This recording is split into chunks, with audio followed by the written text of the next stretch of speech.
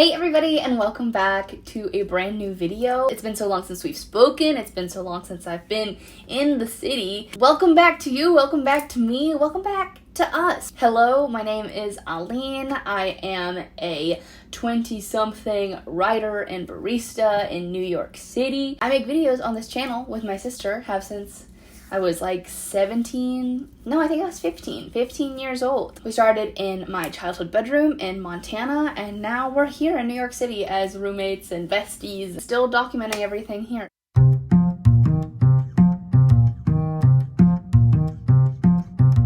Yeah, I did want to do like a little bit of a catch-up video, but also something's been on my mind a lot lately, which is just like how I moved to New York City. I think that sometimes I do take for granted all the know-how and savvy that I've accumulated, because I have like off and on lived in New York. I first lived here for 2 months when I was 20, and then I moved back when I was 21, and then I moved away because of the pandemic. I lost my job because I worked in a restaurant and the lease was up on our apartment, so we went back home. And then we moved back this final time, January of 2021, and we've been here ever since. And as somebody who is kind of doing a more non-traditional route of living. For those of you who don't know, I am currently in the process of writing my first novel, but of course I don't just do that, and I certainly don't make enough from this to support myself full-time either. I've kind of had to make a patchwork quilt of how I support myself in the city. Unfortunately, I do think there is a pretty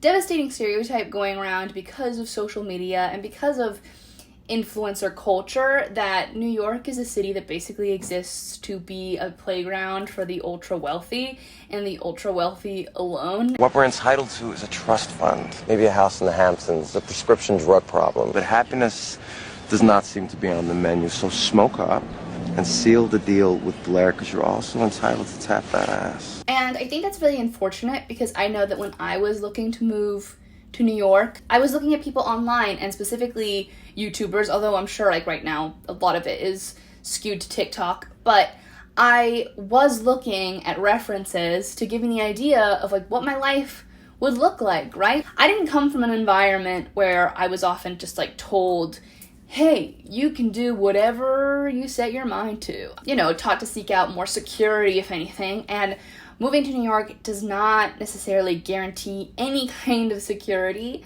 So I think I looked for comfort in people on YouTube and vlogs. It was before the influencer boom of like 2020, 2019. And I was just like, oh, I can seek out examples of what this might look like and demystify it for myself, because I truly, I was living in Montana. I only knew like 2 people who had ever moved away from Montana at the time. Obviously now I know more. I know that there's like a whole Montana PNW like community here. There's so many people who move away, but at the time it felt very impossible. I was worried that it was an unrealistic thing for me to want, Even the other day, like I was on TikTok, I saw a comment on like a lifestyle video saying like, you really do have to make at least 80K to live comfortably in the city.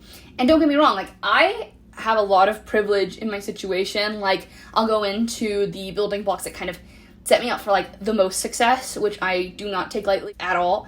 But I know so many people because I literally work in customer service, and I have the entire time that I have lived in New York. I get to meet like so many different people who come from so many different types of backgrounds. There are a lot of people who are just out here pounding the pavement, working hard, but also like they have full, meaningful lives that exist outside of work. Like, I don't think that this representation of New York gives a lot of leeway for, one, the people who like grew up here, and then 2, the people who run these businesses. Like, there are people in New York who are blue collar, and then also people who work in customer service. This is a huge customer service hub in like the United States. The restaurant culture is massive. The coffee culture is massive. There are so many people and so many of these places looking for jobs. A huge majority of the population is existing and managing to make it work in a city that is gatekept, I think, for a lot of like ultra wealthy people. Like even like finding a place to rent is very hard if you're not making like at least 80K, right? People get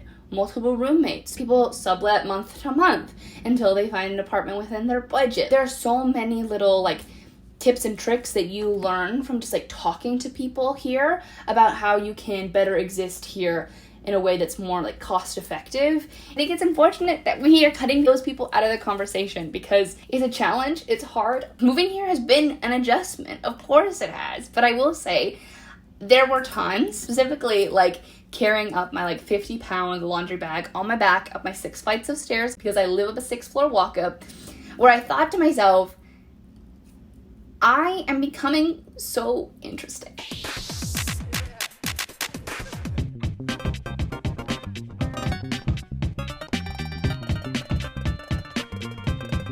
She's really good. And I don't mean that in a toxic, suffering builds like personality kind of way. I did live a very cushy existence, and learning how to be more capable and independent and good in a crisis and flexible, those are things that have turned me into a better person. So I wouldn't trade my life in the city for anything. I would love to make more like normie Q&A videos about how I live the life that I'm living. I'm a pretty open book, so truly, if you ever have any questions, please leave them down below. I'll try to answer them. So let me just start off with like maybe a reason of why I wanted to move here. In case you're new and you don't know like the full story, even though I know that so many of you guys who watch video to video really have been with us for a very long time.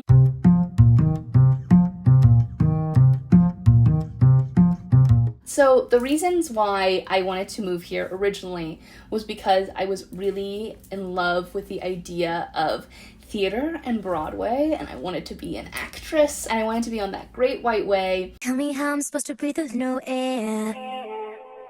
What happened, which I realized is like not as much of an uncommon experience as I thought it was when I was living it, like in live time. I graduated and I went on a few auditions. I did a couple theater things in the city, and I realized that I didn't like it as much as I thought I did. I didn't like it enough, and it sounds bad, but I didn't like it enough to put in the work. Like, I just didn't want to do it. I also had been through theater school, and I feel like if I had come here earlier, if I hadn't gone to college, I might have felt differently about it. I had developed some pretty unhealthy habits in college in regards to like the way that I related to my craft and to acting. And instead of making it like some sort of internal, personal, like vocation, I turned it into a filter I would kind of view myself through as a person. I was deeply insecure, and I think ingenue versus character actor versus funny best friend versus this versus that versus this, classical, contemporary, all of these words were a way that I could continue to put myself into a box and to make myself feel inadequate.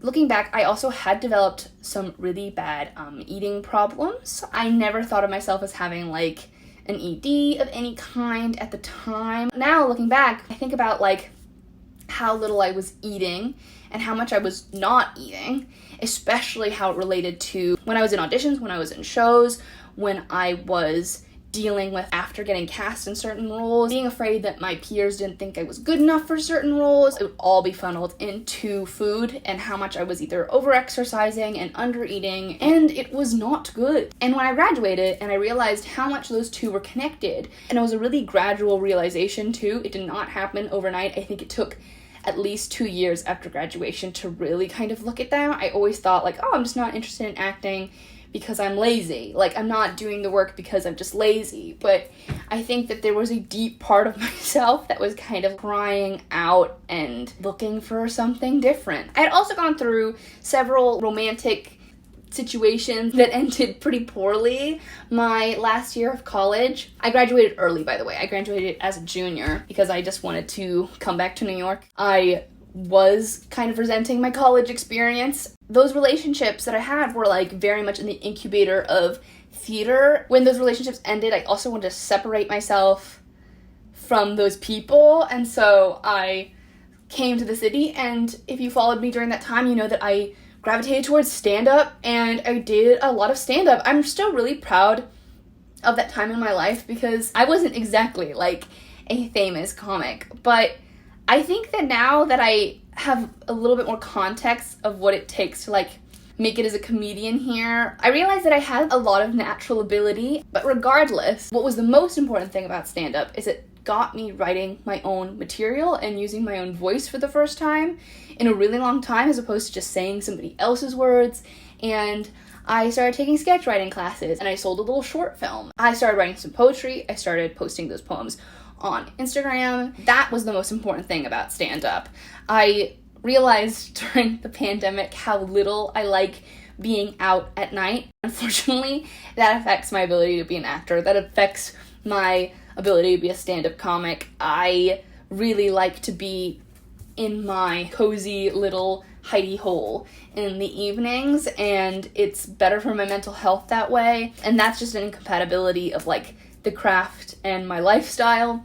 And instead of fighting it, I've decided to kind of like work with it. So don't feel bad for me. It's also the reason why I no longer work in restaurants, fun fact, and I switched to coffee. Because I used to work as a hostess, and this was still when my parents were still supporting me. Fun fact, my parents helped me a lot my first year, and then during COVID, that was completely cut off. I feel very lucky to have received any support, and I received a lot of help. That's just me being transparent there, but that's why I no longer work in restaurants.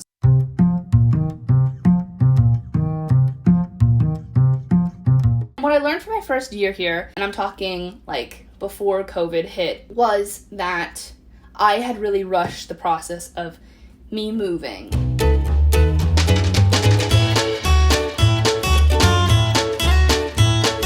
I talked about this on here when we first moved back, but I was just so in a rush, and I thought that moving was going to solve everything.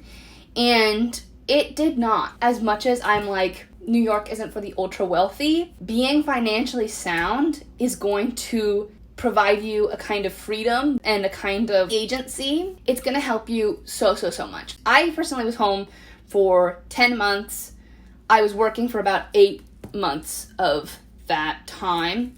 But I was also living at home during the pandemic, so I was able to really save. I think by the time I moved, I had $13,000 in my savings, and I'm gonna be honest, I only have about $2 left. I have used a lot of that money to give myself a lot of cushion to build my life, to get an apartment. The application process is very expensive. You need a security deposit, first month's rent, and last month's rent, and of course, moving, you're always gonna get so many extra fees, so many additional costs. Even if you're taking a cab from like one place to another place with like a suitcase, it's gonna cost you like an extra $30. And that's a lot when you're starting out. That's a lot to me now. And of course, like buying furniture for your room, getting that initial like grocery order when you first move into your apartment is so expensive because you have no stuff. Pots, pans, that kind of stuff. Bowls, forks, like that shit is so expensive. Giving yourself the ability to be able to purchase those things so that your life can genuinely just be more comfortable, that's gonna like do you a huge service down the line. That's like my number one tip, is just like stop, park, save for a bit. If you're graduated high school, do that, and you're planning on moving somewhere else, even if it's just for the summer, when you want to move in the fall, do that. Real estate is also like so ultra competitive in the summer here. You might as well just like take a little extra time. You're not missing out on anything, and you're not falling behind. I know I felt a lot of that panic when I was still in Montana. I remember just thinking to myself, I need to hurry up and get there because I'm wasting time here. And the truth is just like, no, it's not. There are so many cool people in New York who start things at different ages, and you might be surprised at how many people started a little bit later and still got so much fucking traction. You'll be really shocked at their careers. And the thing that's chef's kiss perfect about New York City that I would not trade for the world is that age is so fluid here in terms of like what ages mean in the steps of your life or your timeline. Like here in New York, there is the perception of just like 30, you're a baby. 30, you're an infant. 30, you have a pacifier. And when I go on Facebook, which is very rare because I don't use my Facebook, basically all the people that I'm friends with on there are people that I knew vaguely in high school and middle school. I'm shocked at the amount of like babies and families, how many people are getting married. And obviously everyone's on their own timeline. And I think what's good for somebody is not necessarily for somebody else. Genuinely, sometimes I think it's very wholesome, and sometimes it freaks me out because I don't feel like nowhere near ready to take those kinds of life steps. So that's what I mean. I don't mean like a judgmental, like, why are you having a child?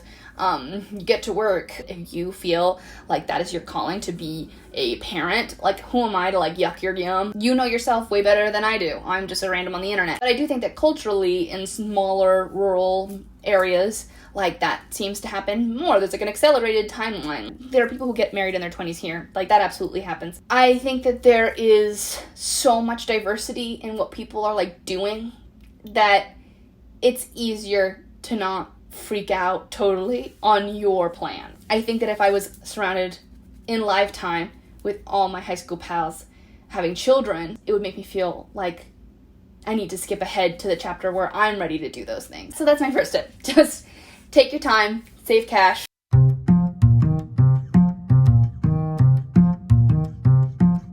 For your first couple of years, shoot under in terms of like what you're paying for rent instead of over. So even if you could technically swing, and this is just a ballpark, if you could technically swing $1,300 a month. Now, I don't know who you are. I would challenge you to maybe find an extra roommate and find something that's like on the lower side. I know that there are people who don't believe me when I say this. I always get a bit eye-rolly because I genuinely think that those people are not talking to anybody who's like below a certain tax bracket. But I know so many people who are in living situations where they are paying like $900, $800 in rent, as low as like $700. Yes, sometimes you have to compromise on certain areas. Maybe you're not getting the best light in your apartment. Maybe you're taking on an extra roommate. Like, maybe you're walking up, like me, 6 flights of stairs. There's gotta be like something that's gotta give, but with every like little compromise that you make, you have more flexibility in your price range.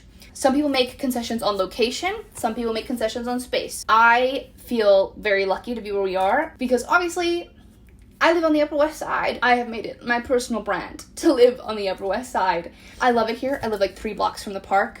I'm obsessed, but I'm on like a COVID deal that I signed a multi-year lease on. It's not necessarily the rule of the situation, but I do think that I never would have thought to even check this neighborhood back when I first moved here because I had this idea that certain neighborhoods were just like completely gridlocked and gatekept by people who made like an exorbitant amount of money. There are exceptions to the rule every so often, and if you're really diligently looking, constantly, consistently, if you're giving out your email when you go see certain apartments and you're saying, hey, like, let me know I'm looking in this area. And yes, like, New York apartment hunting is so stressful because it feels like it happens like a blink of an eye. There's also the pro tip that I haven't used yet. I think there's something to it, like walking around the neighborhood that you're interested in and seeing if there are any like postings on buildings in terms of like who manages that building. I know a couple people whose landlords are more like ethical human beings because they're older people who like are just in it to have like a certain investment. There's less of that let me take you for all your worth mentality. Tend to skew a bit older, and they tend not to know how to use the internet that well. And they're old-timey New Yorkers who just like, if they had it their way, they'd be still using the yellow pages. So there is this kind of benefit to walking around your neighborhood, seeing if you can get in touch or make any connections with people who aren't just looking to find somebody to take the room on the first floor. You know, you might be really surprised. I know people who have found really killer deals that way. Yeah, it also helps to know a guy, but you can meet a guy. Like, if you're here, physically here, and if you're just like subletting a room for a couple of months while you look, I hate it when people speak just in like absolutes about this market and saying like, you could never blank, because I think that it just demoralizes people who feel like because they have less money, they'll have less choice. And there are so many wonderful places in the city to live. Manhattan's amazing, but so is Brooklyn. So is Queens. But you have to realize what your priorities are. Certainly don't live somewhere that's going to make you miserable, because then you're going to be like, I hate New York and I can't put my finger on why. Like, maybe because you live somewhere that you hate. And you'll learn as you grow older, what are your values? What is important to you? Like, would you rather have more space? Would you rather have less people that you live with? I obviously live with my sister, and that's incredible. It's also incredible my sister makes a little bit more money than me by quite a bit, and she takes the more expensive room in this apartment. So that is a huge win for me personally. On some level, I don't have the most experience with the whole roommate culture, but I've observed it because I partnered with someone who currently lives with 3 people, who's lived with 2 people, who's lived with strangers that they've met on the internet.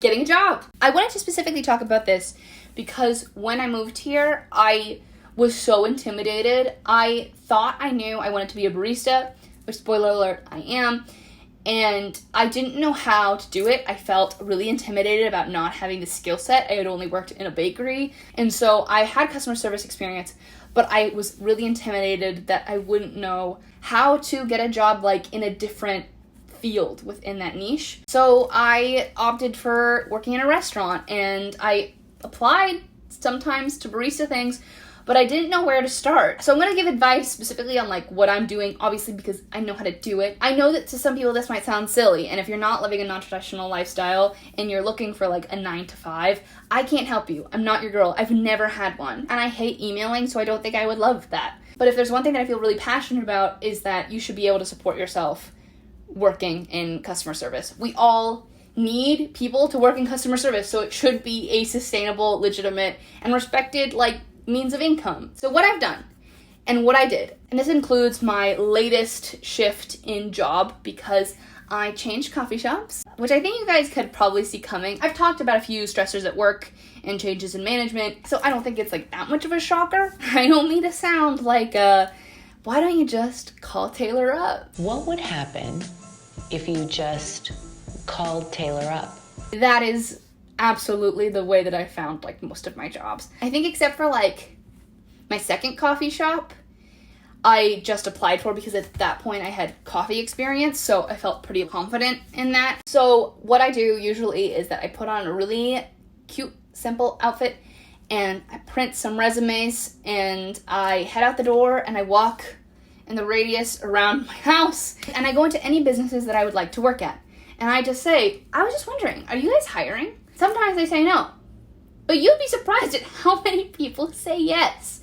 And they always give you like a little card with an email address that sometimes you can't find on Instagram. But Instagram DMs are also a great way to find work as well. I do that. I'm always shocked at commute culture here. Like some people genuinely commute like hours to their service jobs, and I have just like never understood why I would work in customer service very far away from my house. I know that some people love the separation of like their personal lives and their work lives. I personally think of it as like an hour of commute time there and back that I am giving away to my employer for free. I don't get paid for the hour that I'm commuting, but it's certainly not my time. So I've only ever worked at places that are kind of in my neighborhood, except for the one time, the first customer service job that I had in Brooklyn, where I had to take 2 buses to get there, and it was the stupidest thing I've ever done in my entire life. Why I was doing that, don't even ask. I was an absolute clown. But I will say, my tip for like barista work specifically, if you're just starting out,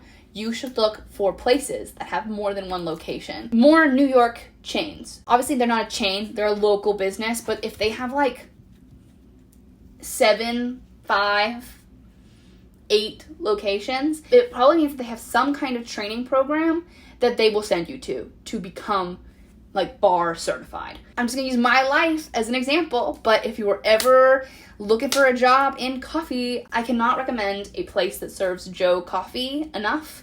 We all know Joe Coffee. She's no longer the hip, trendy kid of our dreams, but it's so consistent, and their training is one of the best trainings that I've ever had. And I have done 2 other espresso trainings, and nothing can compare to the first one that I received with Joe Coffee, and it made me the highly skilled professional that I am today. I never worked for Joe Coffee, so I can't vouch for like them as like a company, as an employer. My first job that I worked at Daily Provisions. If you've ever been, delicious sandwiches. Let me just say that. They serve Joe Coffee, and so they sent me to Joe Coffee training school, and my second coffee shop job that I had was Birch Coffee, and I was so surprised that they did the same thing, where they had an espresso trainer, and you weren't allowed on bar, even if you had experience, until you had gone through some sort of training. So it's good to know for first timers. So you could look at a place like Maman, you could look at a place maybe like Irving Farm, because they have multiple locations as well. My partner, they worked at Starbucks, a go-to like initial first job, but they applied to Starbucks because they wanted a job when they got here. I know they're under a lot of fire right now for like union stuff, which honestly, go unions. Blank Street is also a coffee shop that's unionizing right now, which I am really excited to see, because if there's one villain origin story that I have been keeping my eye on, it's Blank Street. They moved here and worked at Starbucks, and they worked there until like they found another job, you know? It's nice to have some sort of income while you're looking for something that's like a perfect fit. So I think that there's sometimes this stigma of like, I don't want to do that because it doesn't look like traditionally successful. It's a smart thing to do. Sitting in your apartment that just cost you like $3,000 and you're just like waiting to get a job in whatever field that you're looking for, getting something to tread water with financially is a smart choice. And that is something that I would have told myself right off the bat as a young person, like, put your ego aside for a second to make sure that you are taking care of your financial well-being. I think that nothing holds us back more than the idea of what we should be doing. And sometimes giving ourselves a little breathing room is the best favor that we can do. And you learn a lot. I'm actually rereading Big Magic by Elizabeth Gilbert for like the second time this year. And the way that she talks about not putting the pressure on yourself to be what you want to be exactly when you want to be it, and instead like going out and living life, and it's going to give you like an enriching experience that will make you into a better version of that thing that you originally wanted to be. The best favor you can do yourself as a person, as a like full complete being, is experiencing this thing called life. And you learn a lot from just observing people and being in the world.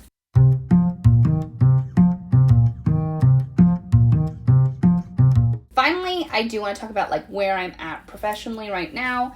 If you follow me on TikTok, you would see that I'm actually trying to finish the first draft of my book by my 26th birthday. But I am writing a novel. Oh, really? Yeah. What's it about? It's about zombies. Zombies? And it's a relationship story. And there's a great love story in there that could be made into a movie, I think. Ooh, the love stories between The whom? zombie and Carol. The zombie and the Carol is not a zombie? No, she's a regular she's the person. rich girl. Oh, so it's like the Twilight thing where... It's not like the Twilight. Where no, the it isn't. vampire You falls don't in really love with a get regular You don't person. get it. I've been writing this project for a couple of years now, and it takes a long time. Like, it's a full fantasy realm that I'm creating. It's a fictional country. It's a lot of work. I do feel like I'm finally in a place where by October 22nd seems like a realistic deadline for myself. I changed jobs and I feel like very invigorated by the change. I do feel like there's a lot of shifting that's happening, and I'll keep you updated. Maybe it's just because I've had Carmen by Taylor Swift on repeat, but I do feel like there's a fresh energy in the air, and I'm really excited to take you guys along with me. If you want more chats about my life, about my origin story and where I'm going and where I want to go, and also like if you personally are moving to New York or you're interested in some aspect of this lifestyle, like, please let me know. Yeah, I hope you guys liked this video. I hope that it was somewhat fun. I had a fun time filming it, although this room has gotten so hot, so I'm a little bit sweaty. Sorry. You can follow me on Instagram. You can follow me on TikTok, where I'm posting a lot more right now. And yeah, thanks again. I'll talk to you guys in the next video. Bye. Bye.